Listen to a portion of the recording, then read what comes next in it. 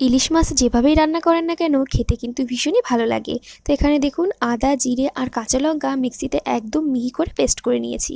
আর মাছটাকেও তো দেখতে পেলেন যে কেটে ধুয়ে রেখেছি। তো তারপর গোটা মশলাটা এই যে কড়াইতে নিয়ে এর ভেতর দিয়ে দিলাম পরিমাণ মতন হলুদ গুঁড়ো, লবণ আর দিয়ে দিলাম বেশ খানিকটা সরষের তেল। সমস্ত মশলাই দেওয়া হয়ে গেছে। এবার মশলাটা খুব সুন্দর করে মিশিয়ে নিয়ে এক এক করে কিন্তু মাছের পিসগুলো আমি দিয়ে দিচ্ছি। তো মাছটা দেওয়া হয়ে গেলে তারপর কিন্তু মাছগুলো একটু মশলার সঙ্গে উল্টে পাল্টে মিশিয়ে নিচ্ছি। তো তারপর কিন্তু ঢাকা দিয়ে ওই 15 থেকে 20 মিনিট মতন মাছটাকে ভাপিয়ে নেব। তো একটা কাঁচা লঙ্কাও দিয়ে দিয়েছি ওপর থেকে। তো এখানে দেখুন প্রায় 10 মিনিট মতন রান্না করে নিয়ে এবারে মাছগুলো খুবই সাবধানে উল্টে দিচ্ছি। তো এরকম করে যদি ইলিশ ভাপা আপনারা বানান তাহলে খেতে কিন্তু ভীষণই ভালো হবে। আপনারা অবশ্যই করে এরকম করে একবার ট্রাই করে দেখতে পারেন।